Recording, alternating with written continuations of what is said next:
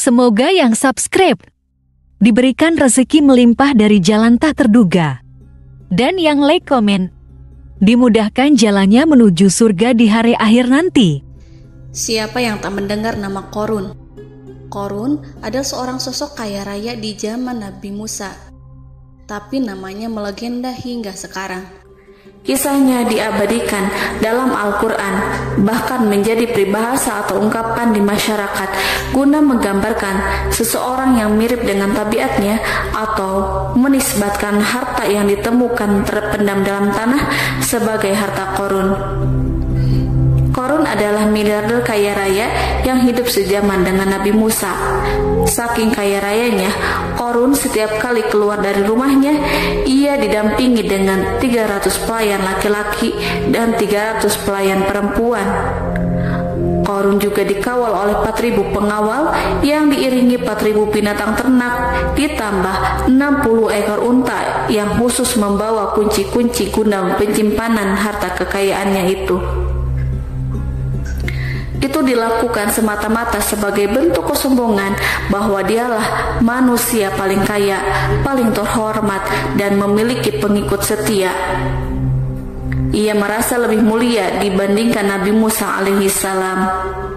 Orang-orang tentu saja akan penasaran seberapa banyak harta kekayaan Qorun jika pengawal dan pembawa kunci gudang kekayaannya sebanyak itu.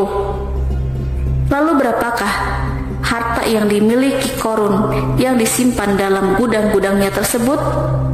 Sebelum saya melanjutkan, dimohon untuk menonton video ini sampai selesai supaya tidak ada kesalahpahaman dalam memahami isi cerita, serta mohon bantu channel ini semakin berkembang dengan cara tekan subscribe dan silahkan tinggalkan like serta komen positifnya.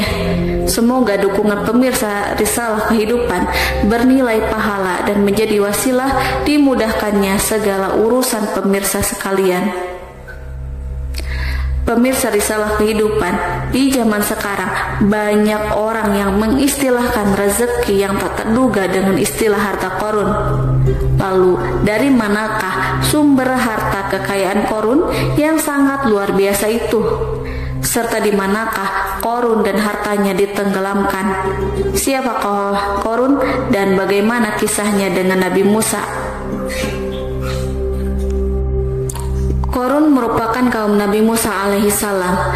Disebutkan oleh Ibnu Jurayj, nama lengkap Qorun adalah Qorun ibnu Yashar, ibnu Qahis, ibnu Lawi, ibnu Yakub. Ia merupakan putra paman atau sepupu Nabi Musa alaihissalam. Pasalnya, Nabi Musa alaihissalam sendiri adalah putra Imron, sedangkan Imron adalah putra Qahis. Dengan kata lain, Qorun masih satu kakek dengan Nabi Musa alaihissalam, yakni kakek Qahis. Ia adalah umat Nabi Musa yang taat. Tidak hanya memiliki banyak harta, Qorun juga termasuk orang yang cerdas dan berilmu. Ia menguasai ilmu duniawi dan ilmu ukhrawi, dan tercatat bahwa Qorun adalah ahli di bidang kimia. Dirinya tercatat sebagai ahli kitab Taurat setelah Nabi Musa. Kepandaian Qorun dalam ilmu agama membuat dirinya sering disebut dengan ilmu nawir atau orang yang memberi cahaya dan penerangan. Suaranya terkenal merdu dalam membaca kitab Taurat. Selain itu, Qorun juga lihai dalam berbisnis. Ia mengetahui trik investasi yang menguntungkan serta jalur perdagangan internasional yang strategis di zamannya.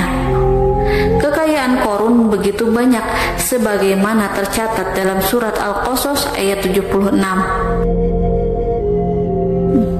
Sesungguhnya Qorun termasuk kaum Musa, tetapi dia berlaku aniaya terhadap mereka. Kami telah menganugerahkan kepadanya pembendaharaan harta yang kunci-kuncinya sungguh berat dipikul oleh sejumlah orang-orang yang kuat. Dalam riwayat Khaisamah disebutkan, untuk mengangkut kunci gudang kekayaan Qorun dibutuhkan 60 bigol atau sejenis kuda kecil. Ukuran kuncinya sebesar jari, bahannya terbuat dari kulit dan setiap kunci digunakan untuk satu gudang.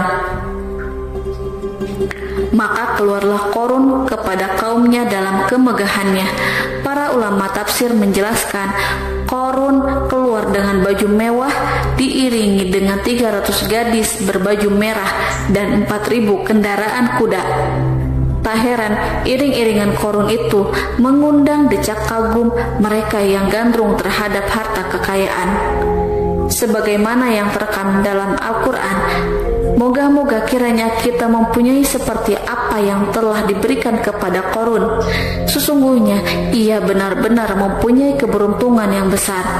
Quran Surat Al-Qasas ayat 79. Namun tak sedikit kaumnya yang mengingatkan, dan ingatlah ketika kaumnya berkata, janganlah engkau terlalu bangga.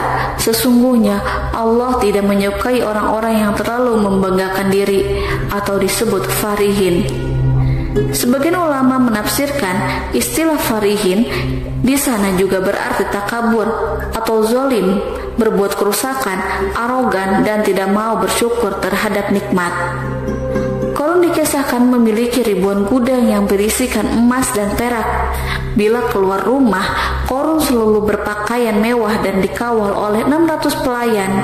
Ia diiringi 4.000 ekor kuda dan 60 ekor unta yang membawa kunci-kunci gudang kekayaannya. Namun sayang seribu sayang, Korun kemudian membangkang pada Nabi Musa dan menjadi pengikut setia Fir'aun.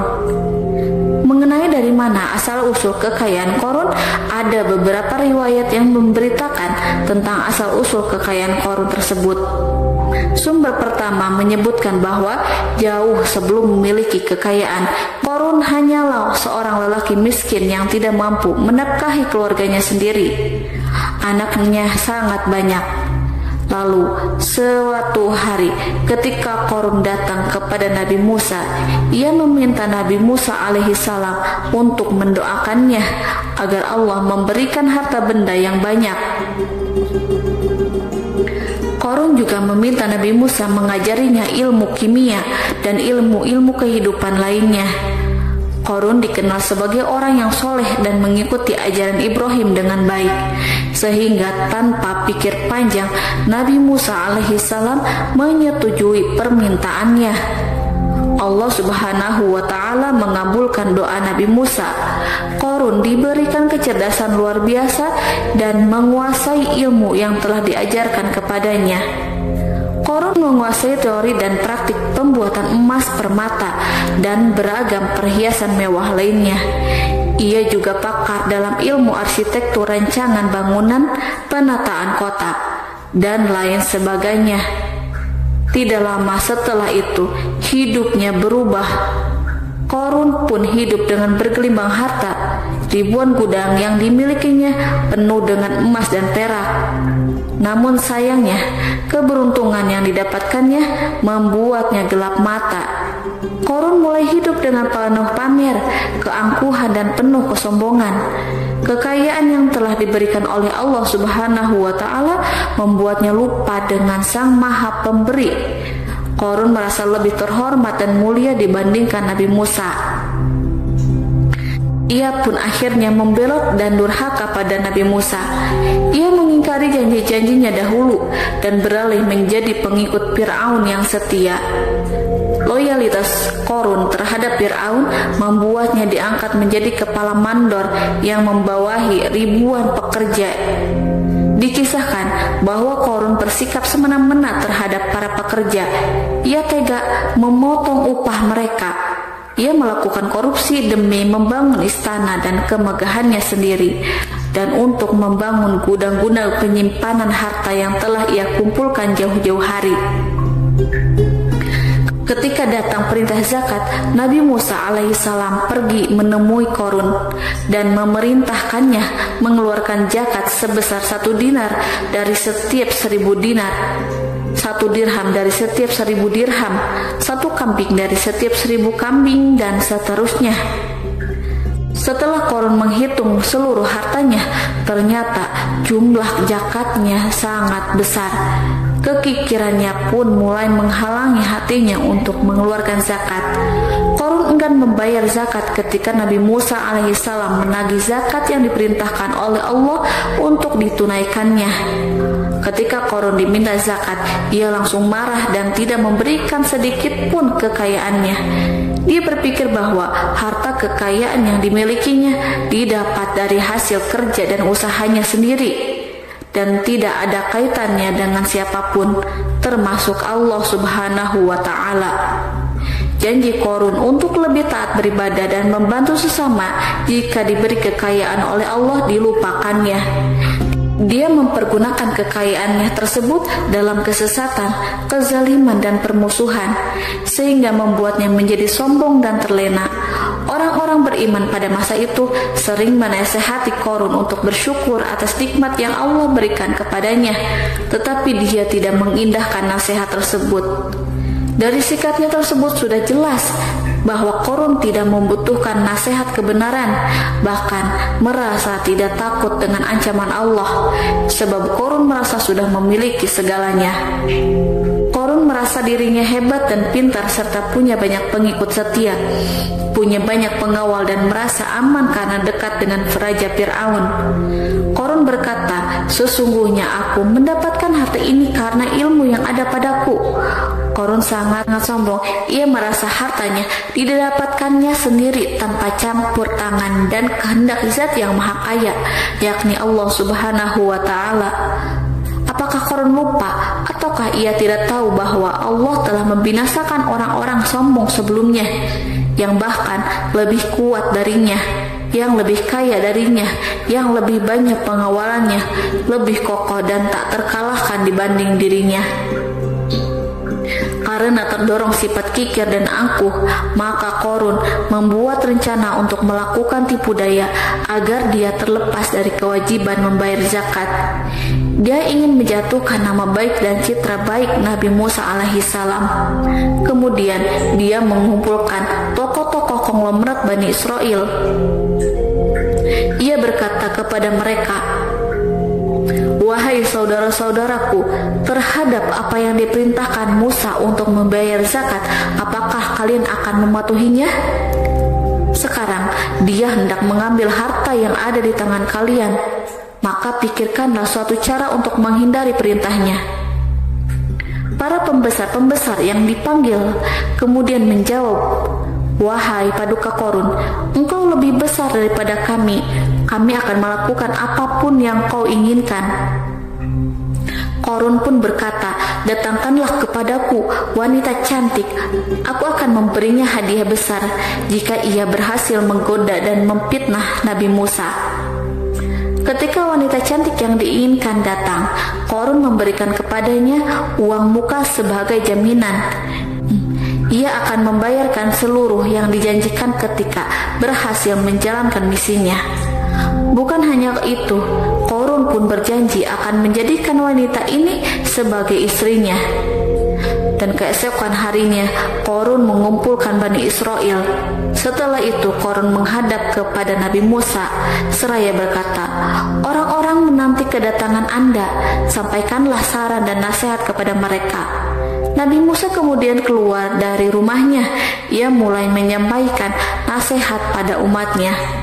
Di antara nasihatnya, beliau berkata, "Barang siapa yang mencuri, aku akan memotong tangannya. Barang siapa yang memfitnah, aku akan mencambuknya sebanyak 70 kali. Barang siapa yang tidak mempunyai istri dan dia berbuat zina, maka aku akan mencambuknya sebanyak 70 kali. Adapun barang siapa yang memiliki istri dan dia berbuat zina, aku akan rajam dia sampai mati." Qarun kemudian berkata, "Apakah ini juga berlaku untuk Anda jika Anda sendiri yang berbuat zina? Apakah Anda akan menerima hukumannya?"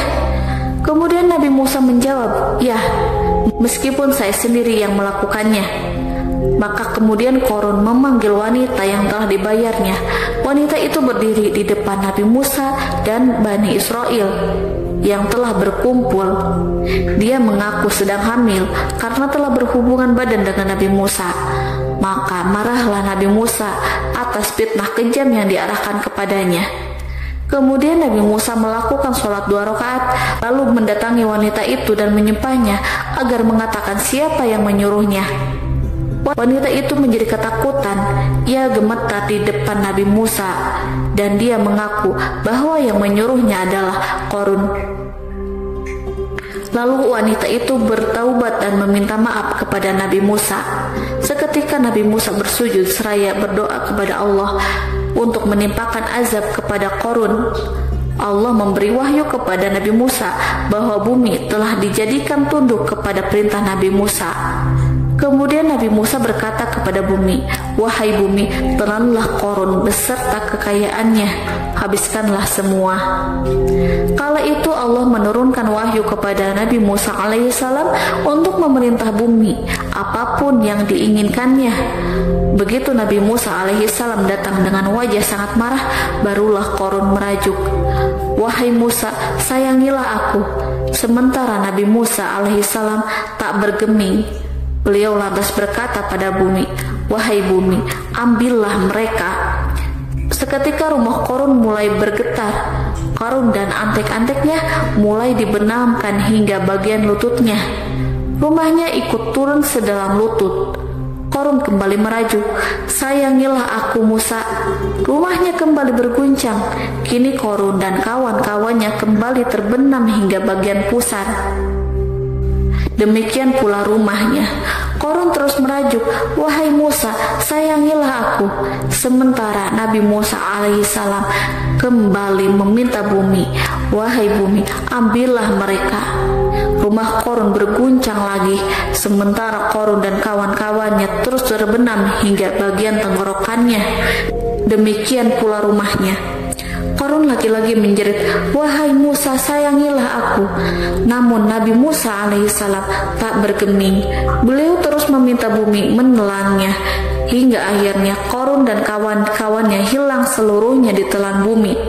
Tak lama setelah itu Allah pun berkata, "Wahai Musa, apa yang membuatmu bersikap demikian? Padahal demi kemuliaanku, andai dia Qarun berdoa kepadaku, niscaya aku akan rahmati. Maka kami benamkan dia beserta rumahnya ke dalam bumi, maka tidak ada baginya satu golongan pun yang akan menolongnya selain Allah, dan dia tidak termasuk orang-orang yang dapat membela diri." Quran Surat Al-Qasas ayat 81. Lalu di manakah lokasi ditenggelamkannya Qarun beserta harta bendanya? Konon berdasarkan kepercayaan beberapa masyarakat setempat, Qarun ditenggelamkan di sekitar sungai atau danau Moris yang terletak di kota Fayum, negara Mesir. Qarun konon mendirikan istana dan di tempat itu pula ia ditenggelamkan. Dahulu Qarun berkeinginan membangun sebuah istana, namun tidak diizinkan oleh Fir'aun jika istana itu dibangun di samping istana Fir'aun. Terlebih Qarun juga tidak ingin membangun istana di tengah pemukiman Bani Israel yang terletak di tanah Jasan. Fir'aun pun memberikan tanah di wilayah Fayum. Kemudian di tepi sungai Fayum inilah Qarun membangun istananya yang megah dan di dalamnya membangun Al-Kunuz atau gudang penyimpanan harta berisi emas dan perak. Salah satu bukti arkeologis yang dapat dijumpai di lokasi tersebut adalah runtuhan bangunan yang diduga sebagai tempat tinggal Qarun yang berjarak sekitar 2 km dari Danau Qarun. Menurut beberapa sumber, bangunan yang masih berdiri kokoh tersebut adalah benteng yang dibangun oleh Qarun. Namun, ada juga yang mengatakan bahwa bangunan tersebut adalah tempat tinggalnya. Wallahu a'lam bishawab.